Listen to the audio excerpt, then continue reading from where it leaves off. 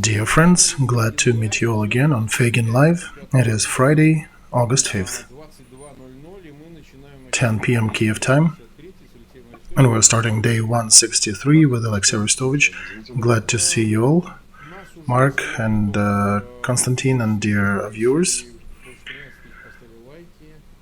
Over 70,000 watching us, over 13,000 clicked the like button. As always, I ask you to please share links to that cast in your social media and subscribe to Feygin Live and to the channel of Olexiy Arestovych.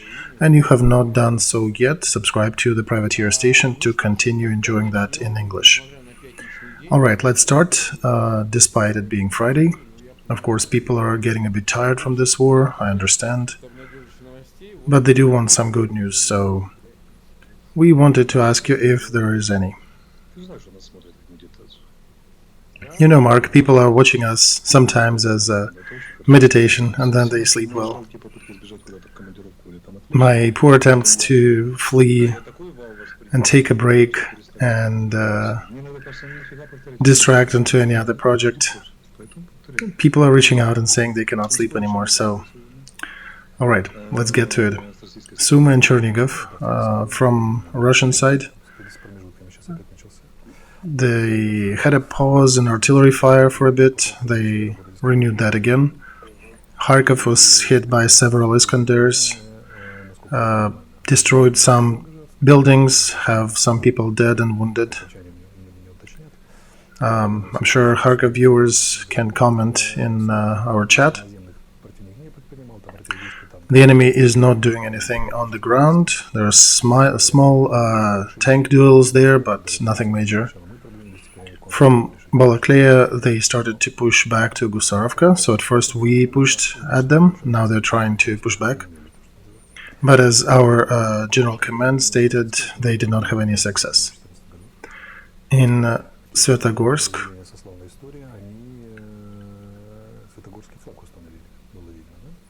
our troops, a detachment formed in 2014, a well-known one, actually put a flag in Svetogorsk. The Ukrainian flag is back there. About a month ago, Russian propagandists were screaming that capture of Svetogorsk was a great achievement. Well, oops, the tide has turned. And who knows what else may happen there. Alright, Siversk, everything still the same. They're trying to move along Siversky Donets, and near Grigorievka didn't really have any success. From Sporne in the middle of 3 o'clock they tried to push left, did not succeed. And they're still trying to get to Krasnaya Gora. All these red arrows trying to encircle that Bakhmut area. Their wet dream is to capture both Zaitsevo villages. There are two of them. One is to the north, one is to the west, and perhaps try to surround our troops a bit. But yeah, let them try. Pisky and Avdiivka. Near Avdiivka, they're trying to push to Veselye, trying to cut it off from the north, but Krasnogorovka stays, and there is only some tactical advancement that they can claim, maybe by a couple hundred yards.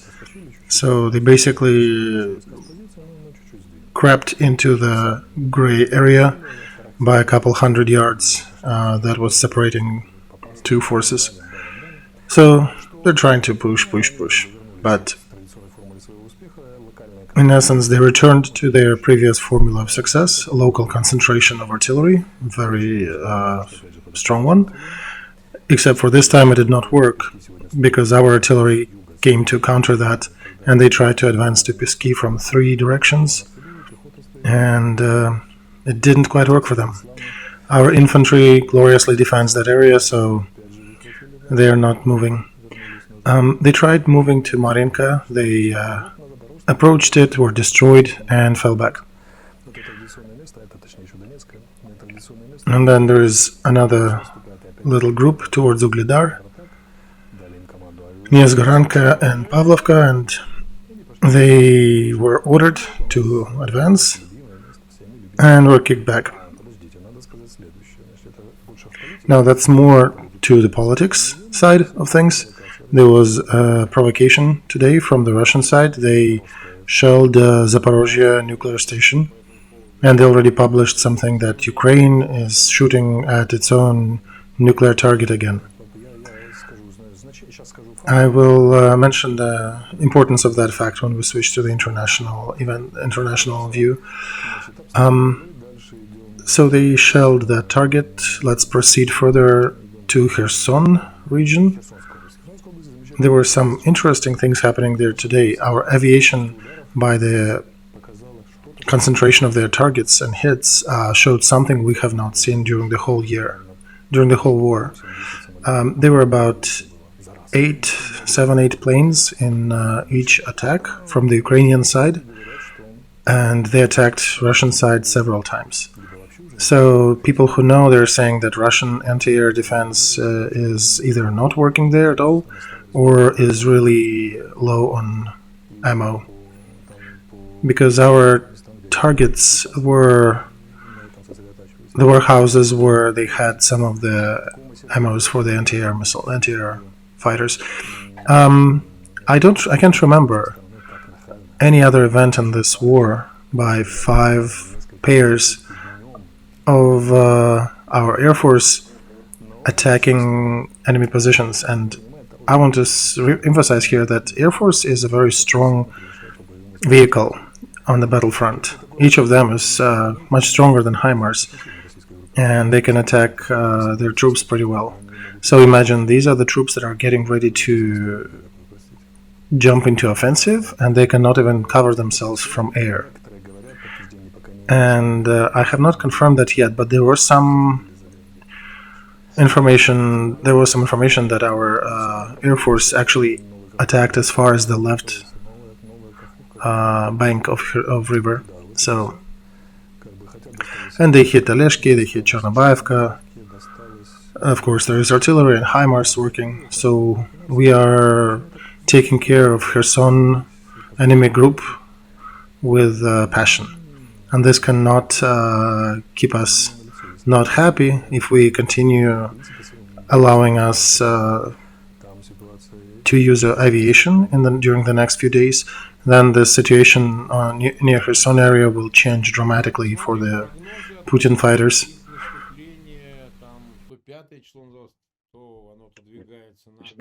We did mention about their readiness for offensive. Well, one needs to define a difference between readiness for offensive and actual offensive.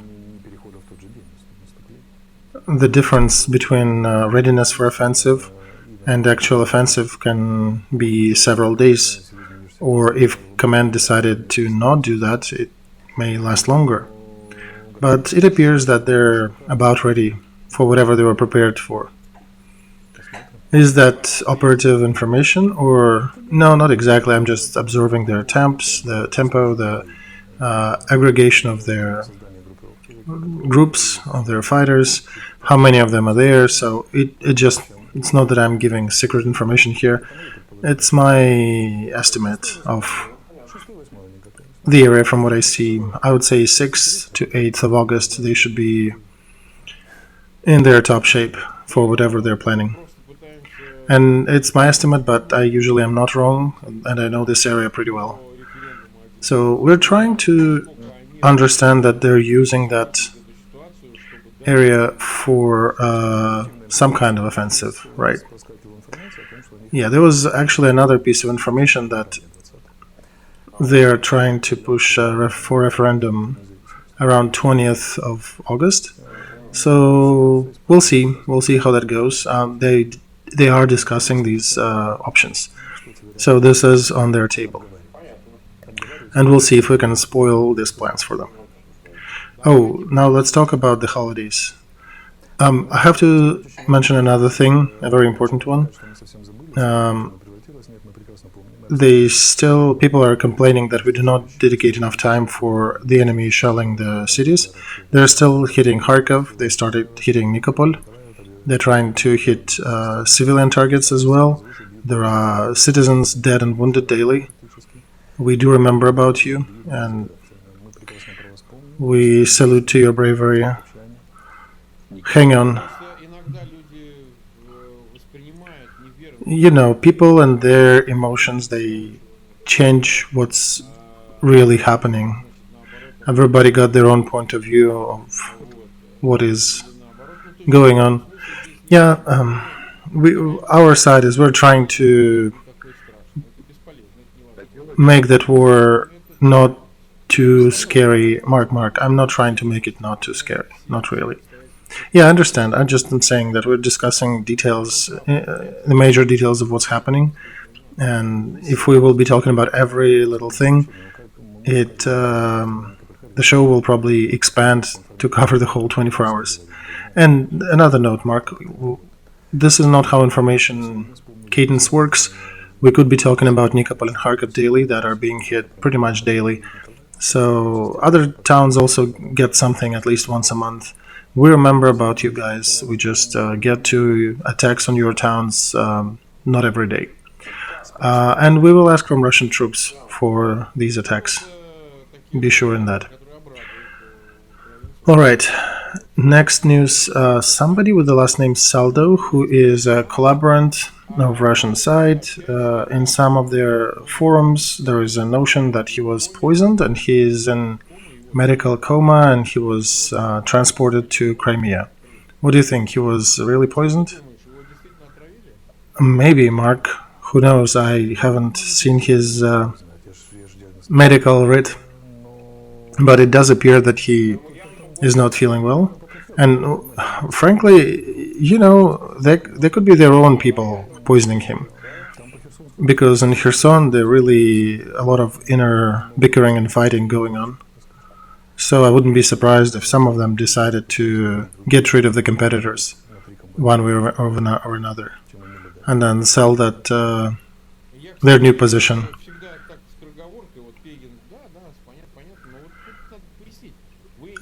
Some people are saying we're going deep into the conspiracy stuff here. One side note, do not forget that on the Russian agriculture side right now is somebody with the last name Patrushev, the guy who is a son of the FSB Patrushev. That Patrushev, who is Putin's one of his top clique gangsters, he is in charge of their agriculture. So guess who is trying to steal your grain in Ukraine and push it for the international market, to the international markets, and make money on that. So I just want our 300,000 viewers that are watching us now, some of them about 80,000 likes already. Just, you know, for your awareness, dear viewers, and this is really a dirty fighting happening on the Russian side. It is big money, and that's what they care. Like in the old Soviet anecdote, the hamster ate it all. We hope he dies. I also, another note, Olexiy, I saw some news, somebody mentioning another ship sunk. Not really. There were two pieces of news. Somebody saw some smoke on the horizon. Somebody saw smoked or kind of dirty black, covered in soot ship entering the port. Smoke on the horizon. No comments on that. Ship and soot. That it's the usual diesel engine suit. So nothing special there. If we had shot one of their ships, trust me, I'll be talking about that. We have nothing to be shy of. This is a good achievement when it happens. All right. 14 minutes live, already more. 300,000 watching us live. 90,000 likes. Do not forget, share links and subscribe to Feygin Life and to Olexiy Arestovych. Now let's go to the juicy part. Erdogan and Putin met. They talked for about 4 hours. One of the statements following their meeting made by Peskov, Putin's spokesperson, Bayraktar transfer or any technology related to Bayraktar or purchases related to that were not discussed. So Russian news agency citing Peskov, said that that was not a topic for discussion. As we discussed here, Erdogan will probably never go into any Bayraktar sales with Russia.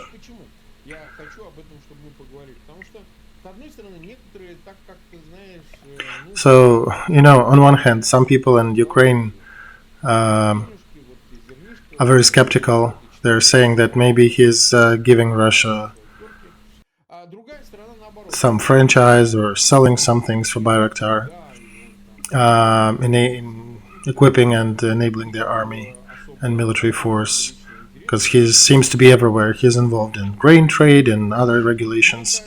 But the other people in our viewing group are saying that Erdogan is holding tight and Putin is not getting anything from them.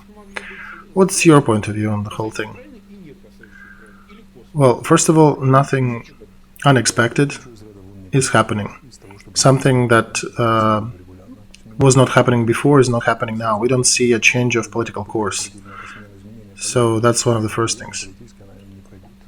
Turkey, being a member of NATO and being managed by Erdogan, who is implementing politics of heavy nationalist interests, to a degree hedging his bets and supporting pan-Islamism, pan-Turkism, and he is positioning Turkey as the power number one regionally and giving their specifics. It's Black Sea, it's Caucasus, it's Middle East, and it's Balkan country. So they have a foot everywhere, in every door. This is sort of like a Byzantine Empire inheritance. And they are curious and they want to deal with political figures on different fronts. So since their relations are complicated with NATO and United States, and that happened not yesterday, that was back when there was an attempt to overthrow Erdogan.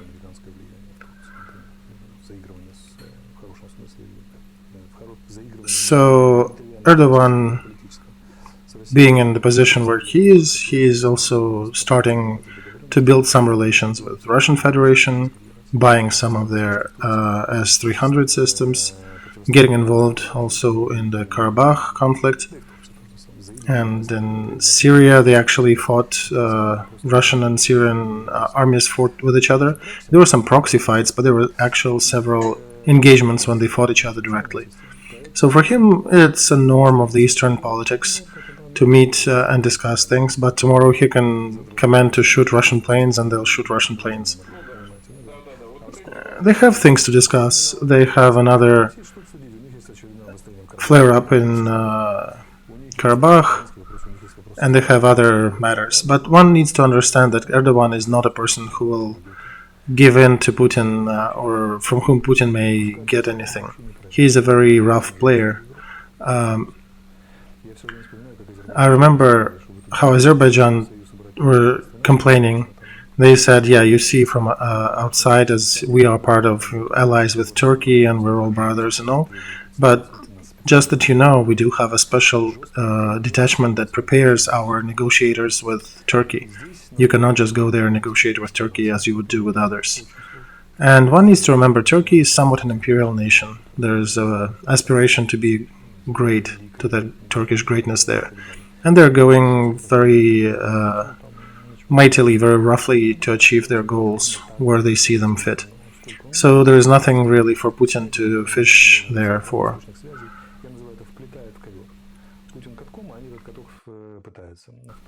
So as somebody made a good comparison, compared Putin with a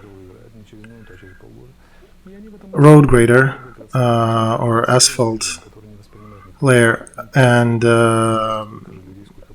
Turkey with the weaver, where they're putting all kinds of weaving, and at the end, behind that grader, behind that piece of equipment, there is a complex carpet coming out, so it's hard to tell who's working for whom. But Turks, they have their own interests everywhere. They fight for the interests even with China, and even that right now Russia is in a funny position. They remember Lavrov recently went to Africa. They self-isolated, so Lavrov had to travel to Africa to negotiate with some African countries to just show that some people are still accepting them. And out of that was what Congo and Russia decided to explore space. Zimbabwe. It was Zimbabwe. Yeah, right. So they needed at least some approval of legitimacy and basically showing that, hey, at least somebody is shaking our hand and meets us proper. So Erdogan kind of fits that Russian need for recognition, and they fit whatever he needs from them. All right, next topic. It touches upon the nuclear threats. First of all, China. Chinese Minister of Foreign Affairs addressed everyone saying to sign another agreement for non-proliferation of nuclear arms. United Nations is saying they're on the same page and saying that it's not right. Also, Moscow chimed in and said using nuclear weapons in the Ukraine conflict is not part of their plans because using nukes in Ukraine is not something they're planning. By the way, they're using a good article there because in Russia they usually use a different one. So here they use the Ukrainian version in that statement, a peculiar detail.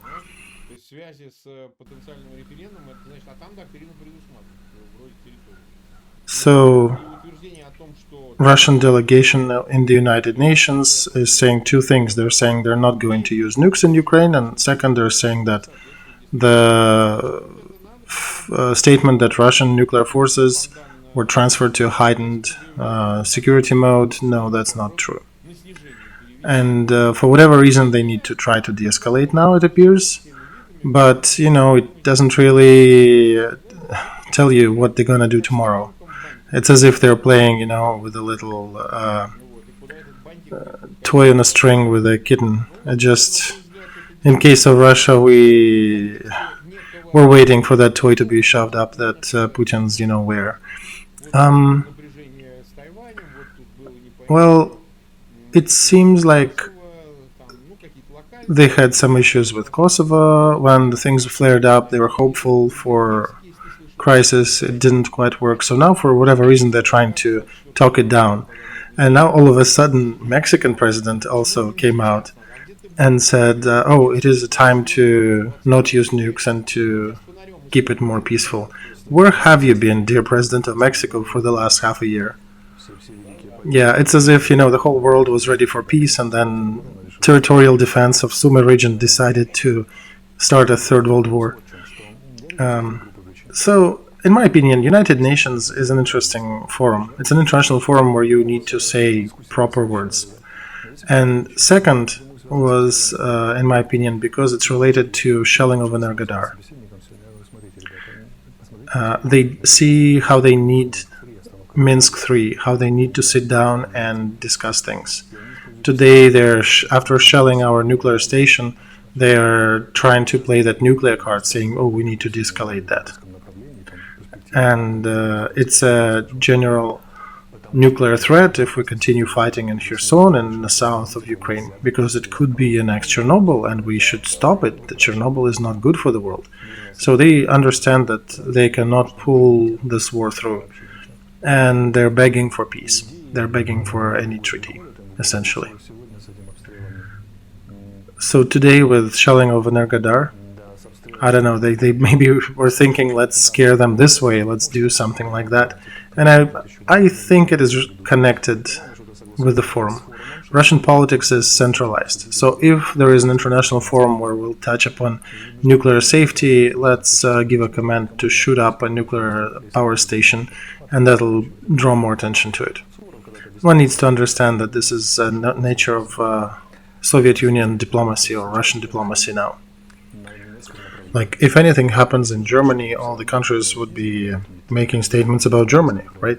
That's the normal things in the West. While in Russia, in Colombia, in Brasilia, Indonesia, or in Africa, the Russian diplomat would drop a couple of unofficial opinions about the matter. foreign special services and secret agencies will start to figure out, do these diplomats have access? Where could they get this information from? There'll be a lot of people using a lot of resources trying to follow that trail. This is a standard Russian trap, standard Russian maneuver. Let's not fall for that. It's a similar thing they already used in this war before. Somebody mentioned unofficially about nuclear weapons, and the whole conglomerate of countries is talking now about nuclear weapons. Somebody posted in an unofficial forum that Belarus is preparing for the war, and everybody in Ukraine is now saying, oh, Belarus may enter the war again. So this is a typical stuff. Let's be above that. Let's not give them what they want. Let's not give them that discussion. Like today, there was that piece in the news that Salto was poisoned by not fresh alcohol, and he is really, really bad, in a bad shape.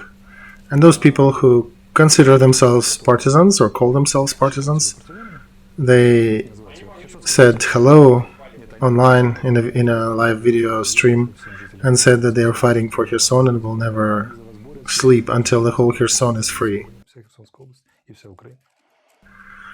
So basically, summing it up, he drank from their bottle. They said very interesting way. They said, don't tell them directly, but you can hint on certain things. So I cannot say directly how it happened, but so in Russian publics, there is a mention that the sickness of that collaborant is a result of a heavy workload and over-stressing over work issues.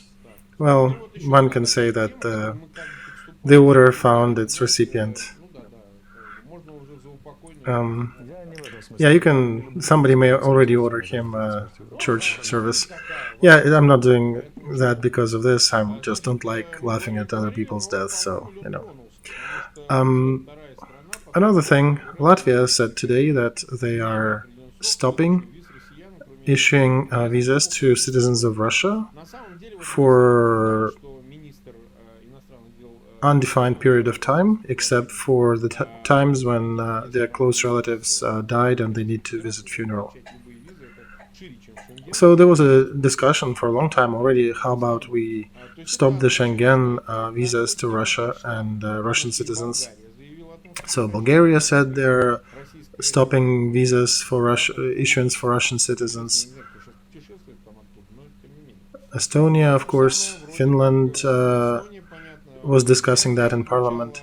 So step by step, everything is moving towards this conclusion. Iron Curtain is closing again. Do you think that may help? Why I'm asking about it, because I have my email in different level of connections with me, mostly Russians. Many of them wanted to go to Ukraine. They're not giving visas. I'm telling them up front, I don't deal in that subject. I'm not discussing that. It's Ukraine's decision. So I have no word in this. And these are the good Russians, the ones who hate Putin and his guts, not just, some of his agents. But there's a huge discussion now happening. Some part is saying this is not against the ones who are... This is a blanket tool, and it hurts the good ones too. The other is saying, why should we even sort it? It just, you Russians, you figure it out. We just block the entry. And it appears that the bottleneck is being closed. I suspect the West is trying to protect themselves from any dangers in this case, in Russian persons who are crossing borders. And this is not just from danger, Mark. Here I think they're trying to close the lid and increase the temperature in the kettle. And that's what people are saying in Russia. Let the ones who are not happy with the power to leave the country. But most of them already left. So here's the way government works. They work formally. They cannot define that, really. Do you support Putin? Do you not support Putin? It is not the first statement, the first time when Russians present themselves as Ukrainians to get certain benefits and refugee status. So many Russian citizens would be delighted to have this opportunity. Those who are against putting that Iron Curtain version suggest a better way to sort. It is impossible for guards on the border to sort the good ones from the bad ones. So yeah, of course it is an attempt to fight with infiltration, to isolate the country, to turn the temperature up inside. So Putin would have to start paying for his politics, and society needs to start boiling and turning it towards Putin. And that's what Nevzorov mentioned in our discussion, that society may be supportive of war until the moment when it breaks, and then they turn around and attack their own leader. So they're so afraid of right now the Russian command is so afraid of any success of the Ukrainian army. They gauge every small success as a possibility for an immediate reversal of Putin's support trend in Russia. Because his successful trend is only relying on some captures, some positive news from the front. Because the moment they take something and then give it back, that's when some questions start being asked. Remember Snake Island? Like in reality, it's a tiny little speck of land in the sea. But in Russia, there was a lot of screaming when they withdrew from it. So that's why they're sending their troops and dying in thousands to capture at least something, and not standing in defense mode yet, because defense mode is going to end sooner or later when they don't have enough resources to supply their defense lines.